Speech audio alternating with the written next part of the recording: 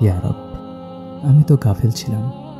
আপনি তো আমাকে আপনার ছায়াতলে আশ্রয় দিয়েছিলেন এবং স্মরণ করিয়ে দিয়েছিলেন, নিশ্চয়ই আল্লাহ তাওবাকারীদের ভালোবাসেন।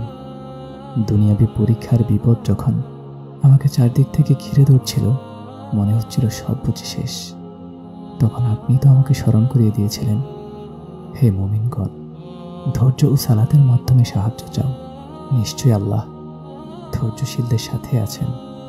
একের পর এক দুঃখ কষ্ট যখন আমাকে গ্রাস করে নিচ্ছিল, তখন আপনি তো আমাকে স্মরণ করিয়ে দিয়েছিলেন, নিশ্চয়ই কষ্টের সাথেই রয়েছে স্বস্তি। দুনিয়ার মানুষ যখন আমাকে ছেড়ে যাচ্ছিল, মনে হচ্ছিল আমি সম্পূর্ণ একা, তখন আপনি তো আমাকে স্মরণ করিয়ে দিয়েছিলেন, তোমার রব তোমাকে কখনো পরিত্যাগ করেনি।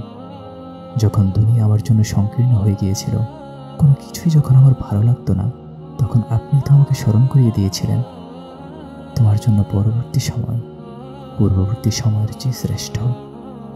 মানুষের কটু কথায় যখন আমার অন্তর ক্ষত বিক্ষত হচ্ছিল, তখন আপনি তো আমাকে স্মরণ করিয়ে দিয়েছিলেন, আমি আল্লাহ তোমার সাথেই আছি, আমি সব শুনি এবং সব দেখি।